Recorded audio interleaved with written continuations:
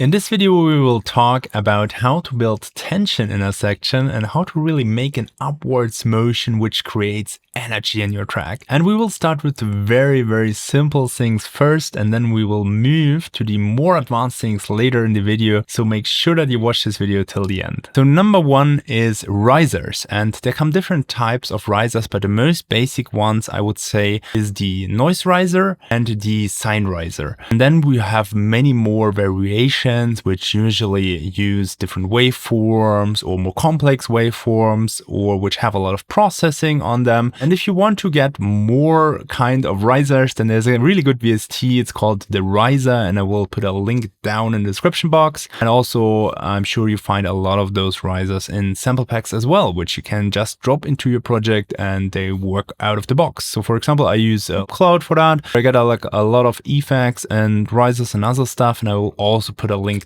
down in the description for you. But as mentioned, of course, you can create your own risers. So I have two types of risers, as I mentioned, which I use a lot during my projects. Noise riser, and I always start from the same noise. Then I just add different processing on it. It sounds like this.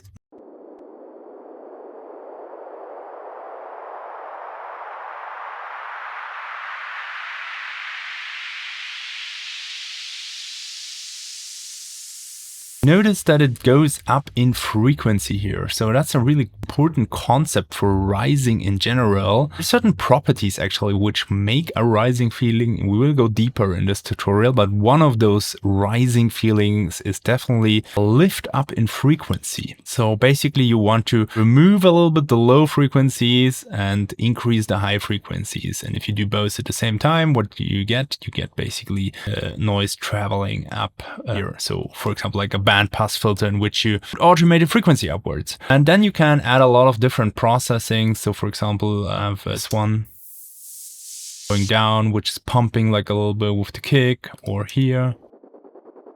Also a chopped one. Sounds like it has like a flanger on it. So you can add a lot of processing and make this simple noise more interesting. And then you might not even need like an external VST or some sound banks. It can always be interesting to enhance it with that. Let me play it in context.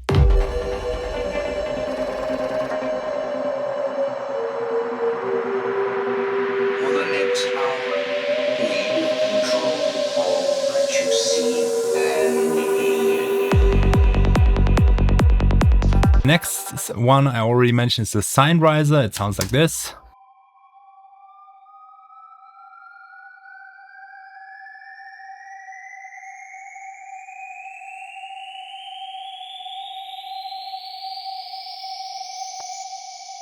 Can be a single sine wave, or you can add some harmonics to it, for example, saturation or distortion, or maybe a little bit more complex waveform for that. The concept is the same, so we're going up in frequency and we just have like a little bit less frequencies included, so that's why it has that siney tone, and it sounds like this.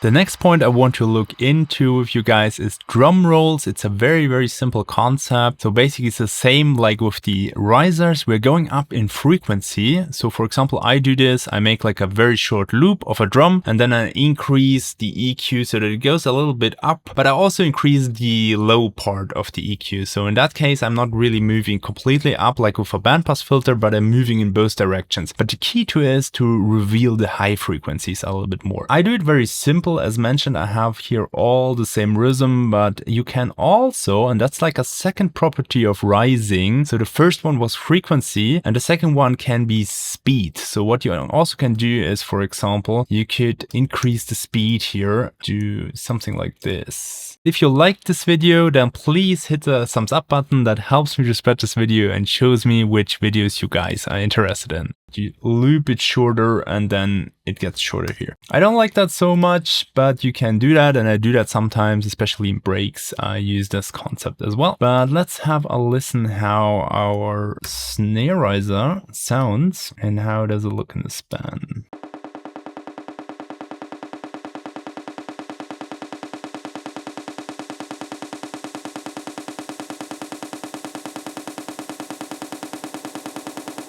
You can see we're revealing more and more of the high end until the end of this riser here.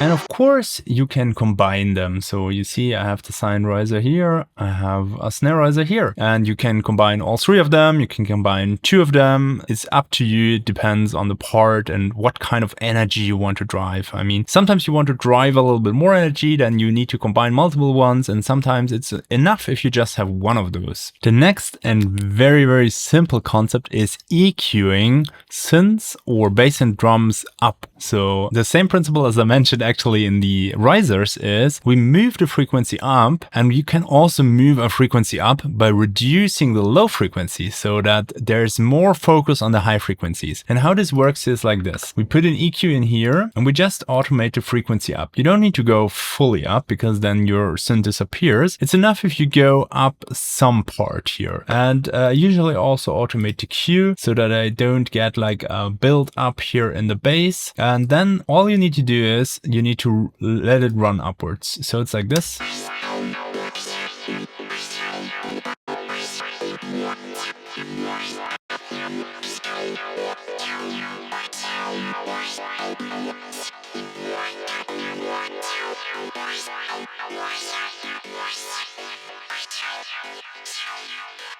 And then it almost disappears and fades out, and that already gives us that rising feeling. Also, I want to mention I do the same here with the kick and bass. So I'm start to EQing or filtering it up so you can hear it like this.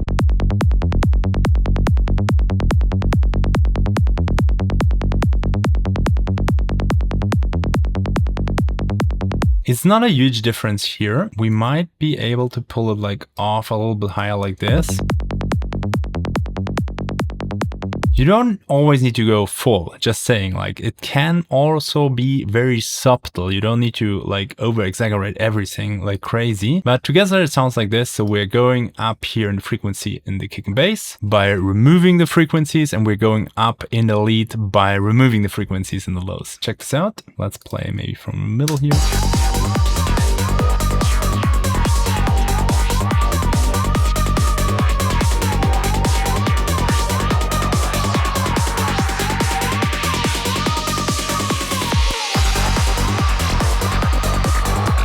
There's one very, very important thing. If you EQ things up, you don't make the mistake that if you have a kick and bass, that you put the points here for the EQ exactly here, because then, at least in Ableton, it doesn't exactly know where to put it. And then it's sometimes, even if it's here, it cuts still some lows from here. So always make some room for it. So for example, I shifted it here so that I have, anyways, I wanted to have this kick here full, but if I wouldn't have this kick, then I would do like this, so that when I remove the kick here, that it has time to go back here, or maybe even like this. Take care of that, because that can really screw up your kick and bass when you do those automations. If you haven't subscribed already to this channel, but you want to improve in your Psytrance career, then this is the opportunity for you. You also need to put on the bell notifications, because otherwise you will miss the videos. YouTube doesn't show the videos to all of you guys. So if you want to decide on your own what you want to watch and not by the YouTube algorithm, then you need to put on that bell notification, and then you will get like a little bell thing up in your YouTube whenever a new video comes out. The next silver bullet you have, and it's very, very simple and easy, is the reverb. So you can drive elements into reverb. And just mentioning, because I didn't show it before, you can also do the EQing with the drums, and the same counts for the reverb. So I show it now with the leads, but you can put also your kick and bass into reverb in the end, just in the end, because you don't want to have too much low conflict, so you already want to start filtering it. And of course you can put your leads into reverb and really dive them into the reverb, and everything kind of like starts to blur out in the end, and that makes that feeling of the transition really coming. So check this out. Here I'm increasing the reverb on that synth.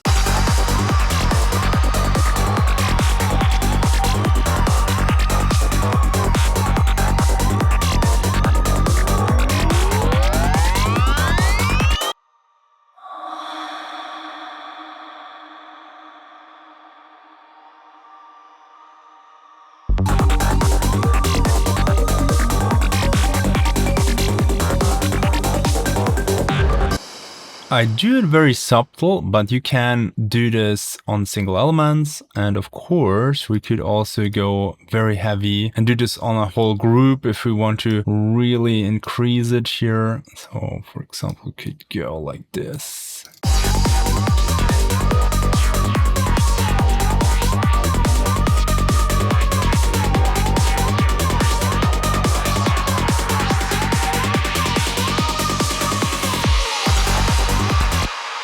You then need to be sometimes very, very careful that you don't take too much reverb over into the next section so that it really removes the impact. So always check if you have maybe too much reverb blending over. If you notice that you have too much reverb going over into the next section, but you really want to dive it into the reverb, what you can always do is you can bounce out just the reverb, put it on an extra track, and then you can cut it afterwards in the new section so that you have it very clean. I just tried it quickly, but it didn't work. But in older Ableton version, you could just put this out for a split second and on again, and it was also cut, so you can experiment if that still works in your version. But it seems it doesn't work anymore here. Anyway, the other trick with the bouncing in audio always works, so that's the safest way, I would say. Now we come to the little bit more advanced and complex things, and I think they are really nice because the reason why they are so good is because they're very subtle and you usually don't notice them as much as if you just put like a drum riser or a sine or noise riser on there or a lot of reverb. That's a little bit more intrusive than if you just tweak the synth preset to become like a little bit different sound. So let's check out what we can do here. So I replaced this quickly with a little bit more sophisticated synth preset because that one was very simple I had here in the beginning. And it sounds like this at the moment.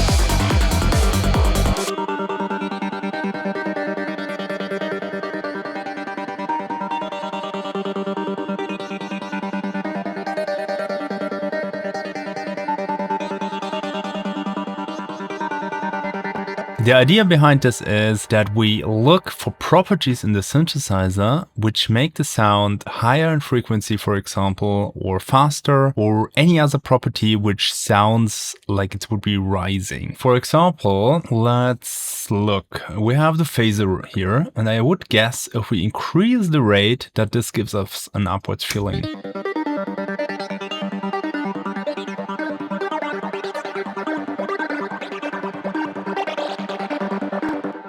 I think we can go till here, very safe. Maybe for the last thing, we can go like this. Anyways, I noticed that I filtered this thing out here because I wanted to have it removing, so I will turn that off to make it really audible till the end. Then, another thing could be the distortion.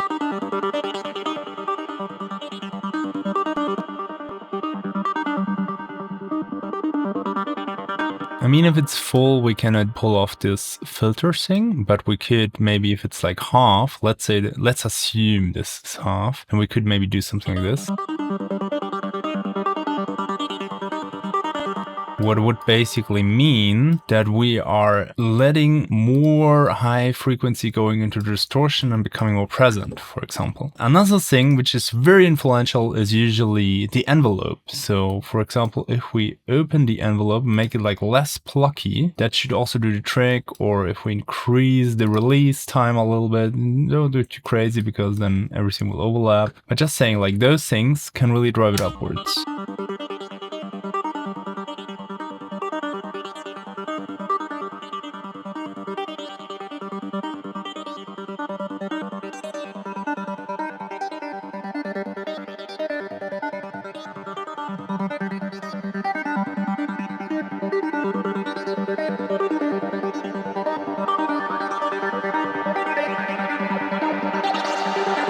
That is maybe a little bit much, but anyways, you can look for a lot of things in here. So for example, this is modulating the filter cutoff. Let's make this here, something like that. And then we have, for example,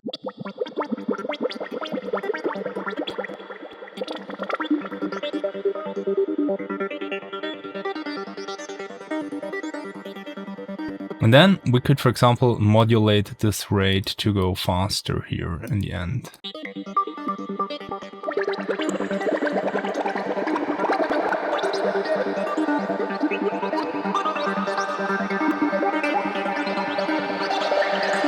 Also here in the warping parameters, you usually find a lot of cool stuff. Now this is already used by this mirror here, but for example, if we want to drive it up in frequency, we could increase the sync.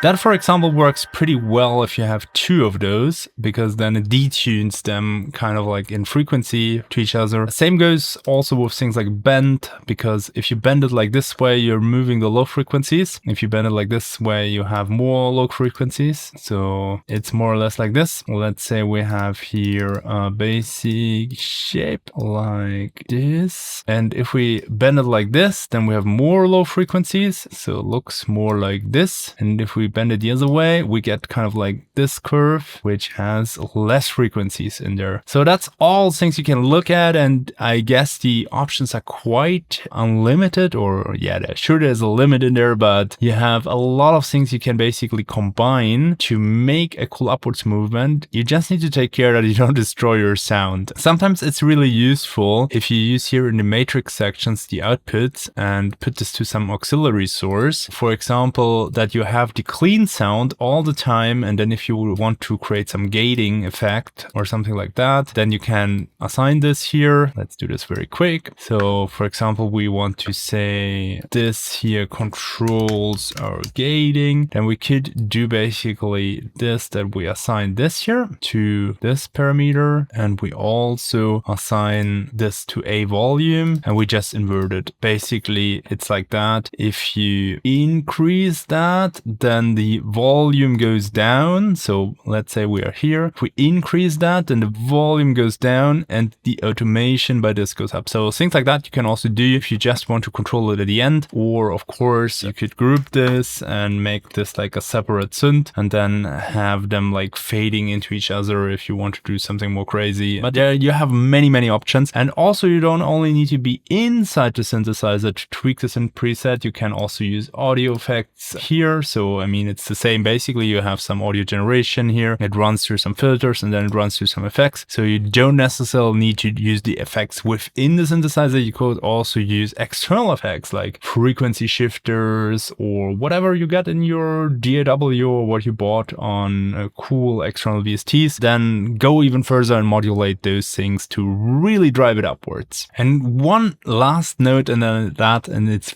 very important. You don't need to do that on your main synth only. So for example, I did it now here with the main melody I have, but of course this works if you have like a background pad or if you have some noise just in the background. And we are maybe at the noise riser again, but this works with a lot of elements. Or maybe you have some one shots, like you have a stab which is coming like every bar or something, then you can do with that as well, and it will become even more subtle. I mean, the goal is anyways to combine a lot of those things and really make them move into one direction together. So let's check quickly another option, and this option is also very easy. It goes very well in breaks, to be honest. I don't do it so much here in sections in between here, but I want to show you quickly what's the concept of it. So for example, we have here a loop which repeats every bar. So what we can do is we could, for example, split this up here, and then we could repeat the loop here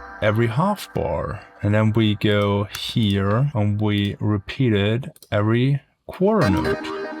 And then we go in here and we repeat it every 8th note. And it will sound something like this.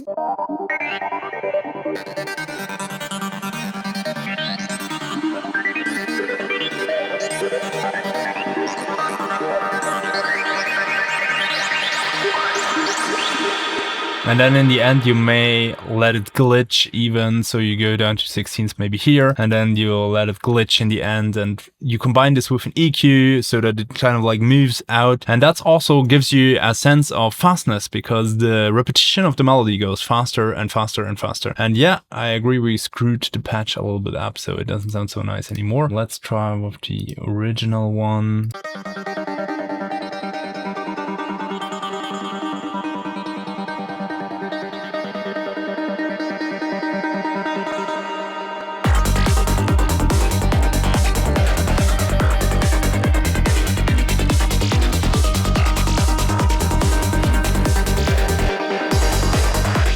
So that's another option. And you, of course, you can also do that on your side elements. So if you have steps, then maybe you're repeating them every 4 bars, then you're repeating them every 2 bars, then you're repeating them every 1 bar, and then you're repeating them and so on, you know? That's the concept. So you kind of like make the time shorter and faster, and that gives you that feeling of tension and that it's not so chilled anymore and things are just happening in a more rapid speed, which gives you an emotion of upwards movement, of building tension and something exciting happening. What will be your next drop? And the final technique I want to show you how to move things up is if you have it in audio, you have a few additional options because you can warp your audio and that also can have an impact. So for example, we have this here. Different things we could have is that, for example, this is like more chopped in the beginning.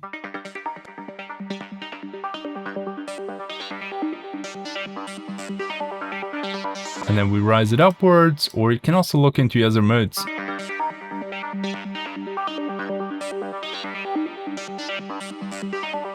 It doesn't always work, but you need to see. Actually, especially works when you have tweaked something in here.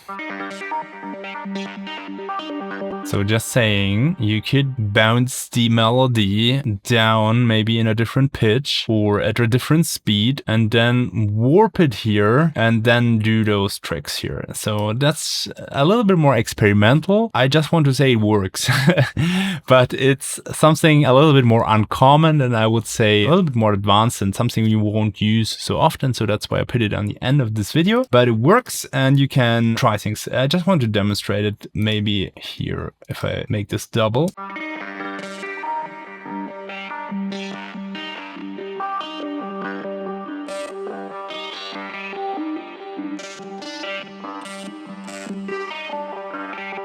Yeah, we can feel it going a little bit up if we increase the grain size here.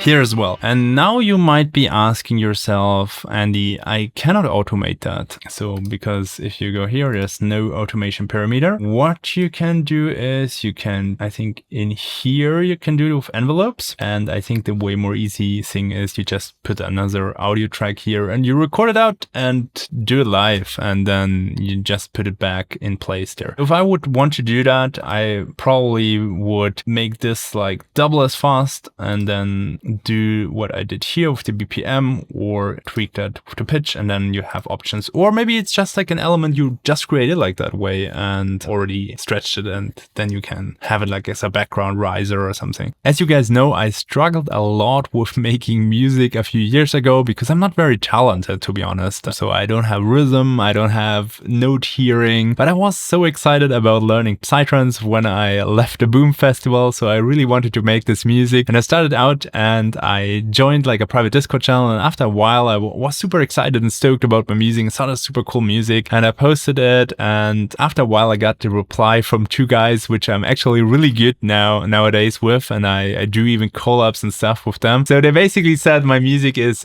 not danceable. They said they wouldn't even listen to my music privately, and yeah, it's crap, to be honest. And I was so frustrated because I really was thinking about stopping my music career back then, because I thought, yeah, I cannot make it. I don't have this and I'm not talented and I didn't start very early on with music and kept it going and I'm too old for that and all those things. Then I kind of like got into redemption. I looked for mentors. After a while it really clicked and I kind of like got better and better and I got used to what sounds good and I understood a lot of principles, and nowadays I'm actually in a position where I can really steer my own education, and I want to have the same for you guys. I want to be your mentor, and for that reason I created an own program because I have the feeling there's so much information out there on YouTube. It's just confusing because there's so many different styles, so many different teachers, and I really wanted to create something for you guys which is like one piece, everything showing from A to Z, very simple and very easy explained, as you know from most of my YouTube tutorials. So I hope you like them if you're watching them. And the same will be about this program, and it will be live. Because it's live, I only have a limited number of seats, and I already already have a bunch of people registered on my waiting list. And if you want to join this waiting list, I will put the link down in the description and up here. And all you need to do is you need to open the link, put in your email address. And when I have enough people so that I want to start a program, then I will email out to you guys. And then you can still decide if the program is something for you. But for now, just reserve your seat. The link is down here and up there, and see you in the program. So I guess that's the most important options I could show you, how to drive the energy and the tension upwards in a section. If you have more of that, then let me know in the comments. If you want to learn more about what you do after building tension, so how you create really cool and amazing drops and how to do transitions, I have a video which you can watch next here.